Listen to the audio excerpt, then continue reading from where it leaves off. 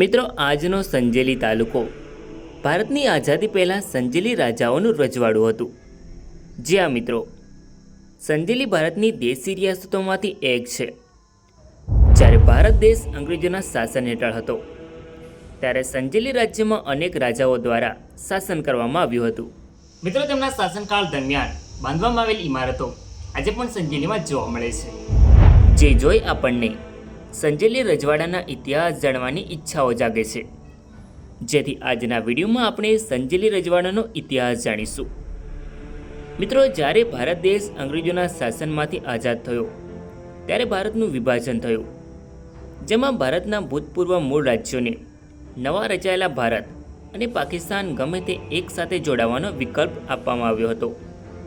ત્યારે સંજેલી રજવાડાના શાસકે સંજેલીને ભારત સંઘમાં સામેલ કર્યું હતું. મિત્રો, અત્યારના સમયની વાત કરીએ તો સંજેલી રજવાડું જે આઝાદી પહેલાંના સમયમાં એક નાનું રાજ્ય હતું, જે આજે ગુજરાત રાજ્યના દાહોદ જિલ્લાનો તાલુકો છે. નમસ્કાર મિત્રો, તો સ્વાગત છે એક નવા વિડીયોમાં. સો ફ્રેન્ડ્સ, હું છું ધર્મેશ અને ધર્મેશ પટેલ યુટ્યુબ ચેનલમાં તમારું સ્વાગત છે. સો ફ્રેન્ડ્સ, આજના વિડીયોમાં આપણે સંજેલીનો ઇતિહાસ જાણીશું. સો વિડીયોમાં છેલ્લે સુધી બન્યા રહો. મિત્રો, ઇતિહાસ શરૂ કરતા પહેલાં જાણકારી માટે જણાવી દઉં કે સંજેલીમાંથી 3 તામ્રપત્રો ખોદકામ દરમિયાન મળી આવ્યા હતા, જે 5મી થી 6ઠી સદી દરમિયાન લગભગ વર્ષ 493થી 515માં હુણો જ્યારે ભારત આવ્યા હતા, જેમણે ગુપ્ત સામ્રાજ્ય પર આક્રમણ કરી હુણોએ આલ્કોન હુણ સામ્રાજ્યની સ્થાપના કરી હતી. તે સમયે હુણોનો સરદાર હતો તોરામણ. તે સમયે સંજેલી વિસ્તાર હુણોના આધિપત્ય હેઠળ હતો, જેના અવશેષો સંજેલીમાં મળ્યા છે, જે તમે જોઈ શકો છો. જેથી કહી શકાય છે કે 5મી થી 6ઠી સદી દરમિયાન પણ અહીંયા વસવાટ થતો હશે, જેથી અહીંયાથી અવશેષો મળી આવ્યા છે. મિત્રો, હવે વાત કરીએ સંજેલી રજવાડાની સ્થાપના વિશે. મિત્રો, સંજેલી રજવાડાના મૂળ શાસકો ઠાકોરનું બિરુદ ધરાવતા હતા, જેથી તેમના નામની આગળ ઠાકોર તરીકે વર્ણન કરવામાં આવે છે. તેઓ રાજપૂત રાજવંશમાંથી આવે છે. તેઓ સોંગારા ચૌહાણ કુળના રાજપૂત છે, જેમાંથી એક અહીંયાના શાસકો છે. મિત્રો, જ્યારે રાજા છત્રસાલે રાજપૂત છત્રીસી રાજ્યની સ્થાપના ઈસવીસન 1775 દરમિયાન કરી હતી, ત્યારબાદ તેણે અને તેમના અનુગામીઓએ નવું રાજ્ય વસાવવા માટે આસપાસના વિસ્તાર પોતાને કબજે કર્યો.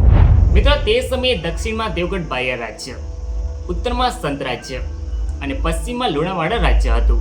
મિત્રો, સંજેલીના શાસકોએ આક્રમણ દરમિયાન બારિયા રાજ્યનો દક્ષિણનો ભાગ કબજે કર્યો, જ્યારે ઉત્તરનો થોડો ભાગ સંત રાજ્યમાંથી કબજે કર્યો. સંત રાજ્ય આજે સંતરામપુર તરીકે ઓળખાય છે.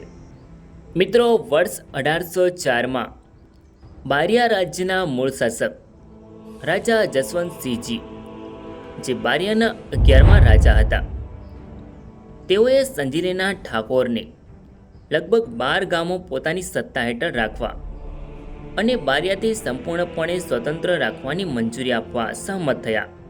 મિત્રો, તે સમયે રાજ્યના સિંહાસન પર અથવા રાજ્યની ગાદીના ઉત્તરાધિકારી પુરુષ, જે આદિકાળના શાસન દ્વારા સંચાલિત થતો હતો, જેમાં રાજાના પ્રથમ જન્મેલા અથવા સૌથી મોટા બાળકને રાજાની ગાદી આપીને સંપૂર્ણ વારસો આપી દેવામાં આવતો હતો, જેમાં બીજા રાજકુમારોને બાદ કરી દેવામાં આવતા હતા.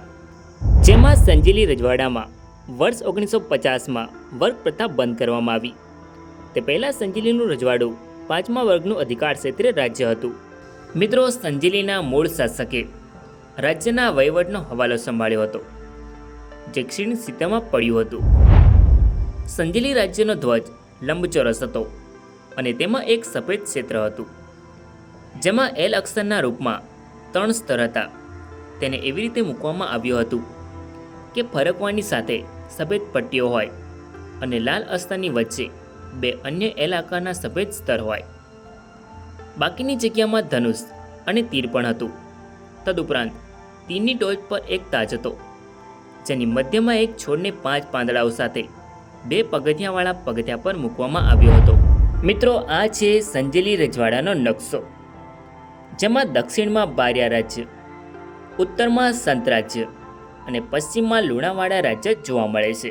મિત્રો, સંજેલી રાજ્ય 1820માં બ્રિટિશ સંરક્ષિત રાજ્ય બન્યું. 1820થી 1937ના સમયગાળા દરમિયાન સંજેલી રાજ્યનો પ્રદેશ 88 ચોરસ કિલોમીટર સુંદર મજાની જમીન પર સ્થિત રહ્યો છે. આ વિસ્તારમાં મુખ્યત્વે આદિવાસી લોકો વસે છે. 1892માં સંજેલી રાજ્યની વસ્તી 3751 હતી. સંજેલી રાજ્ય રેવાકાંઠા એજન્સીના રેવાકાંઠા વિભાગમાં ત્રીજા વર્ગનું રાજ્ય બન્યું. મિત્રો, ત્યારબાદ અંગ્રેજોના શાસનકાળ દરમિયાન 1914માં લઘુમતી શાસનના કારણે સંજેલી સીધું બ્રિટિશ ભારતના વહીવટ હેઠળ આવ્યું હતું. મિત્રો, હવે વાત કરીએ સંજેલી રજવાડામાં શાસન કરનારા રાજાઓ વિશે, જે આપેલ માહિતી મુજબ છે. ઠાકોર પ્રતાપસિંહજી. મિત્રો, રાજા પ્રતાપસિંહજીને સંજેલીના ઠાકોર તરીકે ઓળખવામાં આવે છે. મહારાજા ઠાકોર પ્રતાપસિંહજીનો જન્મ 1847માં થયો હતો. ત્યારબાદ તેઓ ગાદી પર આવ્યા. તેમણે વર્ષો સુધી સંજેલીમાં રાજ્ય કર્યું અને તેઓ એક સફળ રાજા બન્યા. ત્યારબાદ તેમનું અવસાન થાય છે. ઠાકોર પુષ્પસિંહજી પ્રતાપસિંહજી. ઠાકોર પુષ્પસિંહજી રાજા પ્રતાપસિંહજીના પુત્ર હતા. તેમનો જન્મ 11 ડિસેમ્બર 1892ના રોજ થયો હતો. તેઓએ તેમના પિતાના મૃત્યુ પછી સંજેલી રાજ્યના રાજા તરીકે 1902માં નિયુક્ત થયા. ત્યારબાદ તેમણે ઘણા વર્ષો સુધી સંજેલી રાજ્યમાં રાજ કર્યું. ઠાકોર પુષ્પસિંહજીએ સંજેલીમાં પુષ્પ નિવાસ પેલેસ બંધાવડાવ્યું હતું, જે આજે પણ સંજેલીમાં જોવા મળે છે. ત્યારબાદ ઠાકોર પુષ્પસિંહજીનું મૃત્યુ 1948 પછી થયું હતું.